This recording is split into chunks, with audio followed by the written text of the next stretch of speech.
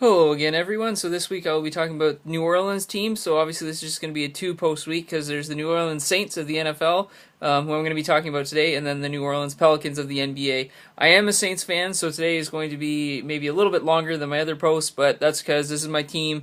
All sports fans do have a team they cheer for. Some people have a certain city. For me, you're going to know that I kind of go all over the place. For the NHL, I'm a Minnesota Wild fan, as I've talked about them in the past. Today, I'm going to talk about the Saints, who are my NFL team. When it comes to baseball and basketball, I do stick true to my Canadian roots, as I am a Blue Jays and Raptors fan when it comes to those two leagues there. But I am a Saints fan when it comes to the NFL, so today I'm going to be talking about the Saints.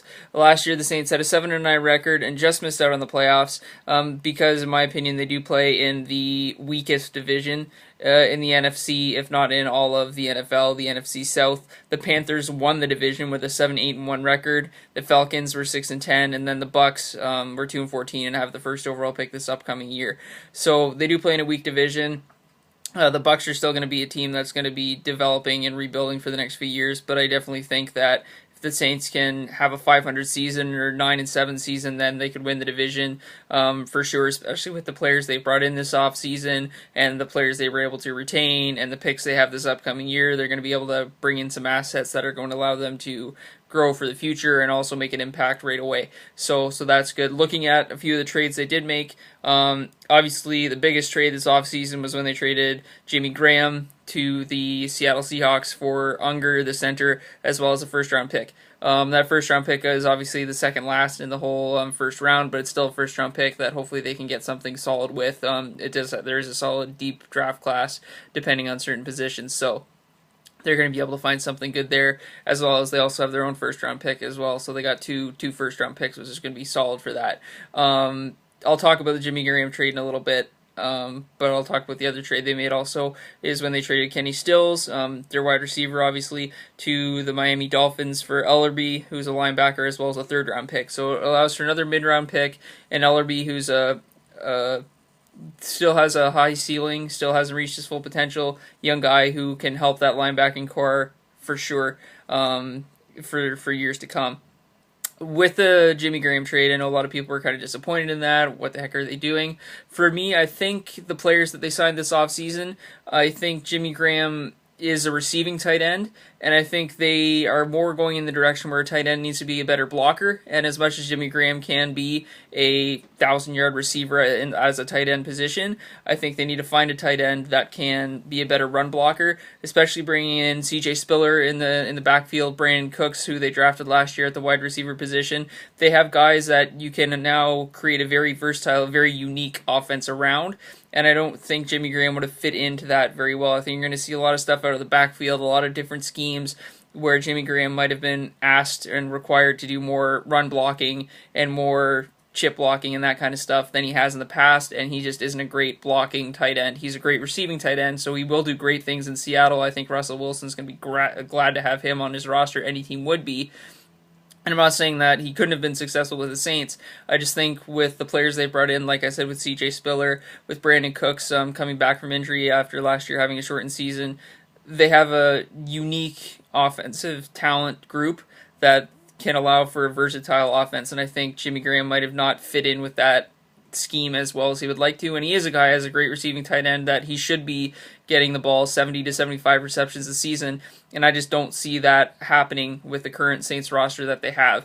Looking at other players they've brought in, obviously they brought in Browner, played for the Patriots last year, cornerback. That solidifies that position for sure very, very well, and that always seems to kind of be the weak spot when it comes to the Saints is their defensive back in their backfield. But I think bringing him in solidifies that cornerback position and allows them to look at the draft at other positions. They could still easily draft a cornerback as well, but it allows them to solidify a position through free agency instead of drafting a cornerback and hoping that they can make an impact. You have a guy who proves he can, has been to a Super Bowl, has been on a championship team, and is going to make an impact on your team right now. They also signed offensive tackle Harris as well as linebacker Humber. Those are some guys that can make an impact on your team for sure. They also, looking at players they re-signed Mark Ingram. So now you have C.J. Spiller and Mark Ingram, as well as Robinson, who's probably going to be your third running back now on the team. Ingram and Spiller are both very different styles of running back. Spiller's got better hands out of the backfield. Ingram's more of a pounding running back kind of thing.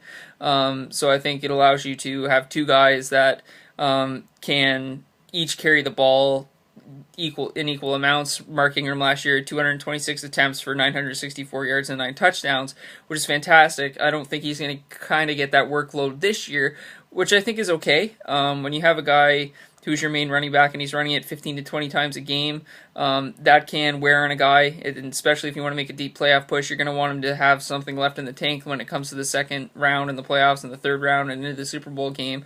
Bringing in CJ Spiller allows them to diversify their run game, share the ball, share the workload, and you're going to have guys who have more left in the tank than stay healthier throughout the season, longer into the season. So that's good. I think those are both great moves. They also re-signed linebacker Harrelson, strong safety Sanford. They also re-signed their quarterback, Luke McCowan, solid backup, a good veteran guy, as well as their kicker, Shane Graham. You know, a kicker is a player that if you can find a good veteran kicker who's going to be able to get those extra points and get those field goals when you need them, that's important because a lot of NFL games can come down to a field goal or a missed extra point or something silly like that is what a lot of games are going to come down to. So having a veteran kicker who can still perform is an important guy to secure on your team and have in your lineup. Looking at, obviously, two guys I'm going to talk about now a lot is Marcus Colston, obviously the receiver on the team that's a good veteran presence, good leader on the team. Last year, he had 59 receptions for 902 yards with 5 touchdowns. He's approaching a lot of milestones in his career. He's got 666 career receptions, so 34 receptions will get him to the 700 career reception plateau that I could see easily happening by midseason. He's also got 9,239 career yards, so he just needs 761 yards to reach 10,000 in his career. I do see that happening this season as well. He also has 68 career touchdowns, so depending on the season he has, he could get up to 75 career touchdowns, that kind of thing. And him and Breeze are one of the best quarterback wide receiver duos to play in the game recently and in history. So he's a great guy to have on the team for sure, and a guy that's still going to produce for your team as well. Brandon Cooks, a rookie who they drafted last year, who I did mention, did have a shortened season with injuries last year. He did have 53 receptions for 550 yards and 3 touchdowns. So barring injury, if he stays healthy, a healthy Brandon Cooks last year could have had a 80-plus reception season and reached almost 1,000 yards. But he had an injury-plagued season, so that's why his stats were low. They did trade, like I said, Kenny Stills, who last year had 63 receptions, 931 yards, so that's something that's hard to replace.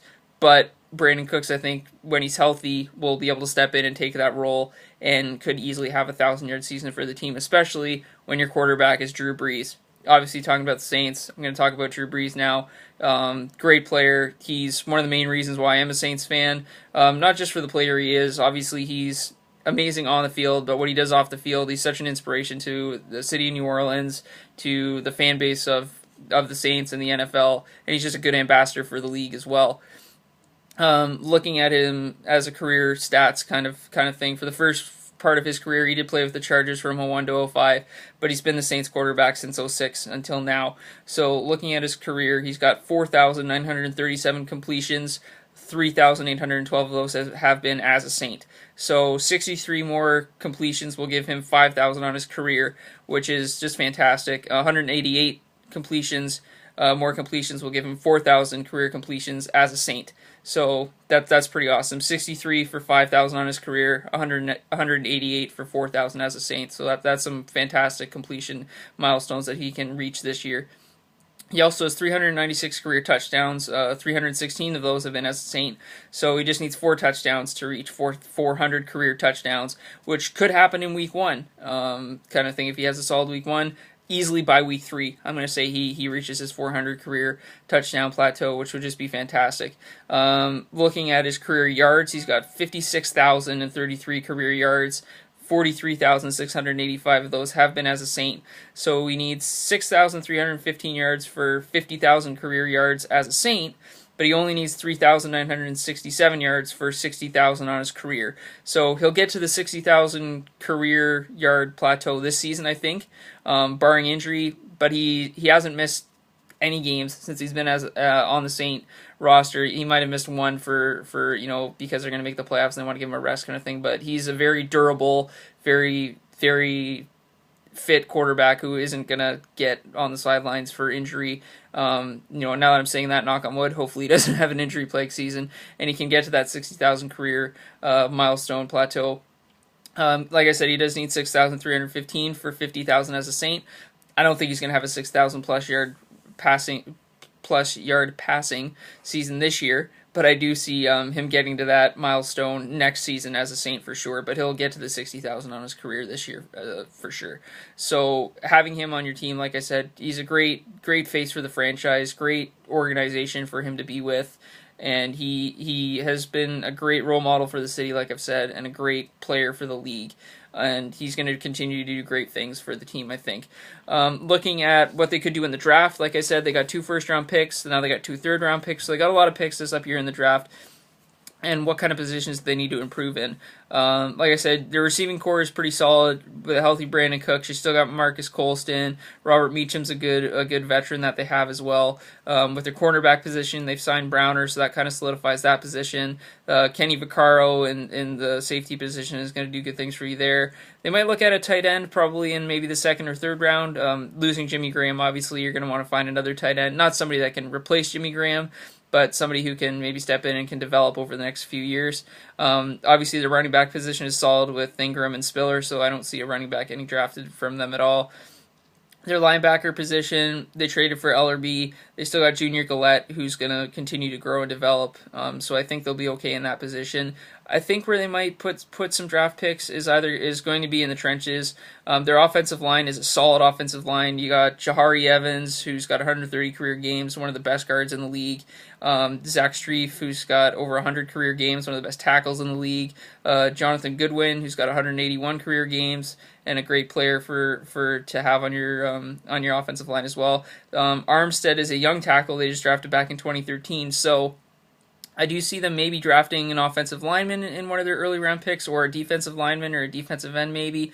Cameron Jordan is obviously a guy that's going to continue to develop and do great things on the D-line, but I do think those are going to be the areas where they look to draft and improve. As good as Evans is, he has played in over 130 games. Goodwin's played in over 180 games. They're not going to be able to play forever, so this might be the time to draft some young guards, whether that be in your first round pick or you find some sleepers in the 4th and 5th round who can step in when these guys are ready to retire, which could be 2 or 3 years from now, but it's better to maybe draft them now, let them develop, get them to learn your playbook, build some chemistry, and see what happens with that.